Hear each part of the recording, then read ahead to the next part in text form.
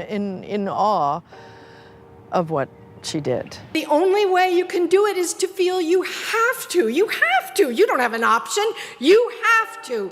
I wasn't as pleased as I could. I didn't feel like I was living it. Meryl Streep may be a legend on screen, but behind the scenes, there are names she couldn't stand to share a room with.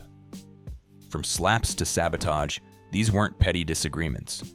They were full-blown war zones. Let's get into the top 6 names that made her blood boil. Dustin Hoffman. In the first place, I would like to talk about Meryl's hatred toward Dustin Hoffman. And believe me, it was justified. On the set of Kramer vs. Kramer, which was supposed to be Meryl's emotionally defining debut after her partner's death, Hoffman decided to take authenticity into his own hands.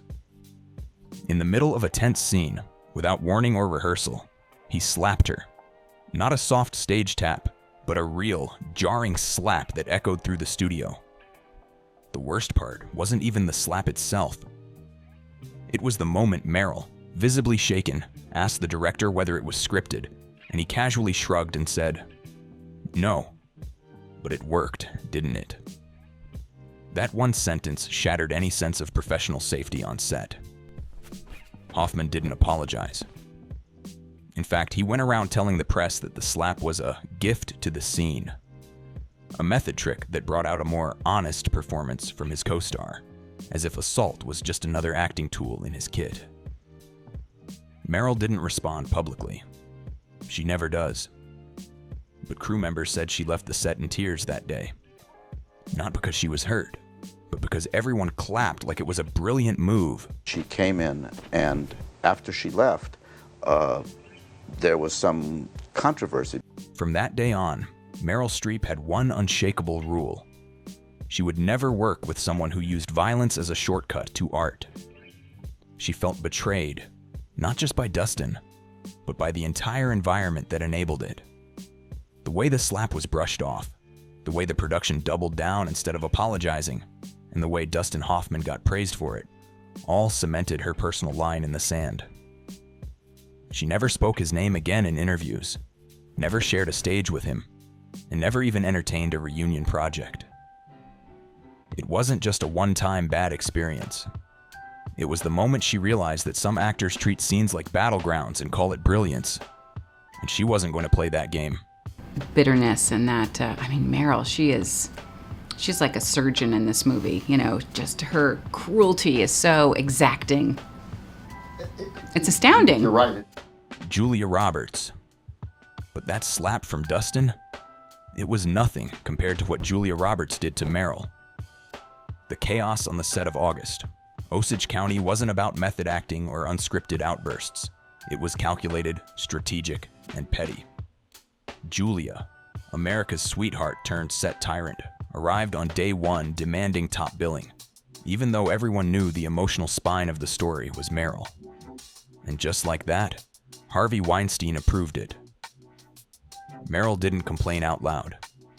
She never does.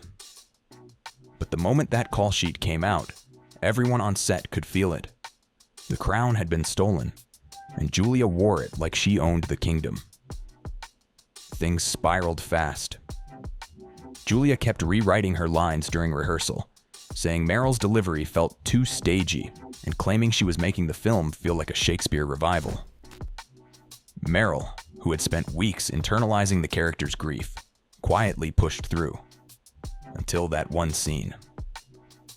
During a particularly emotional confrontation, Julia threw in an ad-libbed slap, right in the middle of Meryl's monologue. It wasn't scripted. It wasn't rehearsed. It wasn't even discussed. And unlike Dustin's slap, this one didn't come from a place of wild method acting. It came from ego. Meryl paused, took a beat, finished the scene, and then walked straight off set without saying a word. After that, Meryl stopped sharing green rooms. She refused press interviews unless her own publicist was present. The two didn't stand together on carpets, didn't smile for cameras unless forced, and avoided each other so obviously that the crew started scheduling separate arrival times. Gene Hackman. But at least Julia pretended to respect the work. Gene Hackman didn't even bother with that. Their clash didn't happen on a high-profile set or in front of flashing cameras.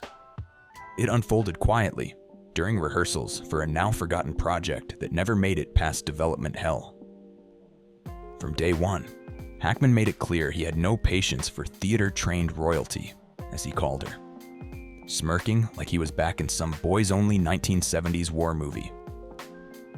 During line readings, he openly mocked her delivery, calling it Shakespeare in space in front of the entire room.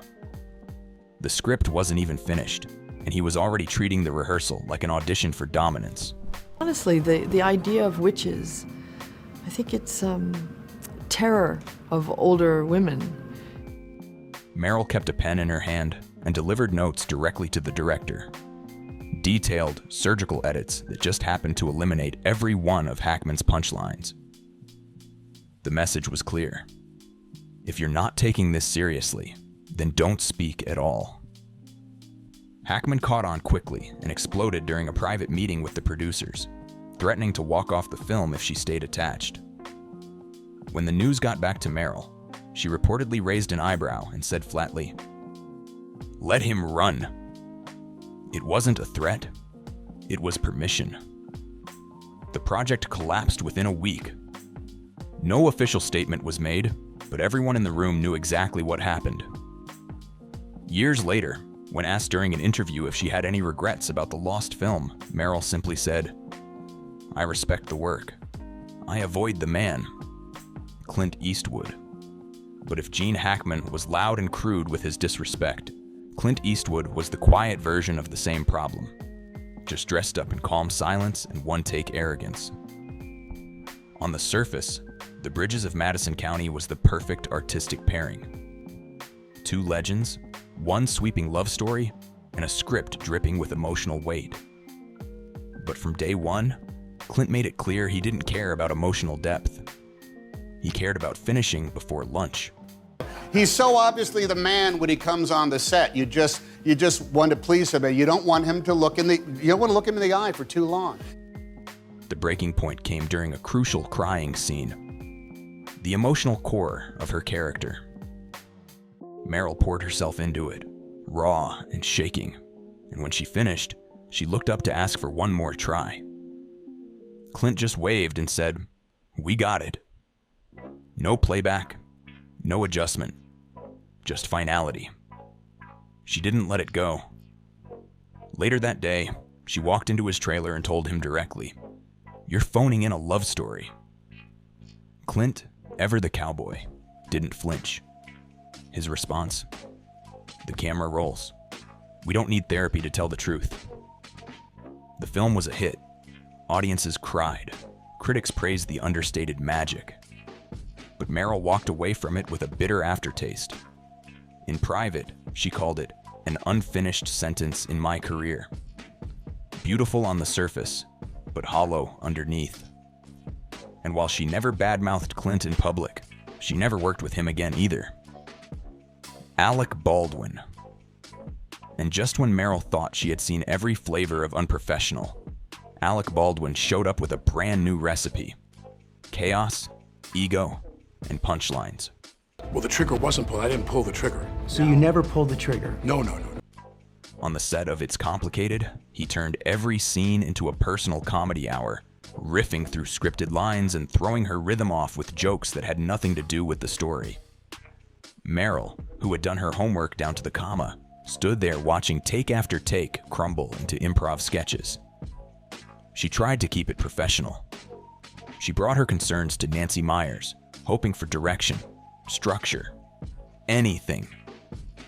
Nancy just shrugged and said, "That's just Alec." Meryl shot back, "Then Alec can rehearse with himself." But Baldwin wasn't done. One morning, he strutted onto set holding a fake Oscar and declared, "I finally caught up to you." The crew howled. Meryl didn't. She left the set early, made a quiet call to production, and by that afternoon, all of her scenes were rescheduled for solo work. She wasn't going to let a grown man with a prop trophy derail her performance.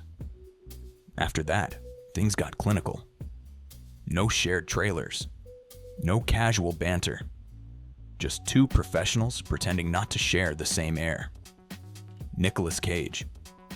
After Alec Baldwin, you'd think Meryl had built a tolerance for unpredictability. But then came Nicolas Cage. And that was a whole different species of chaos.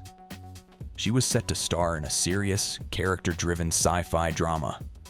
Something ambitious, cerebral, and deeply emotional. Everything was lined up. Until the studio dropped the news that Nicolas Cage had signed on as her co-lead. Meryl didn't even wait for the table to read. She walked off the project within 48 hours. To friends, she reportedly said, "He's a grenade. I don't act near grenades." And very loaded with self-doubt and insecurities that compel him, I think, to really dig a little deeper and free himself. Cage, true to form, laughed it off in an interview, saying, "I would have pulled the best out of Meryl, or pulled the fire alarm." It wasn't clear if he was joking or dead serious, and that was exactly the problem.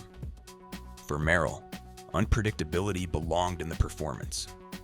Not in the call sheet, not in the dressing room, and definitely not in someone who might bring live snakes to set for character research. Studio execs didn't give up easily. They pitched her 2 more scripts over the next few years with Cage attached. She turned them down without even flipping to page 1. And when asked in an offhand podcast appearance what kind of actors she avoided, she replied with a smile. "I love unpredictability on screen, not in real life." It was subtle, elegant, and unmistakably pointed. Because with Meryl, when she closes a door, it doesn't slam.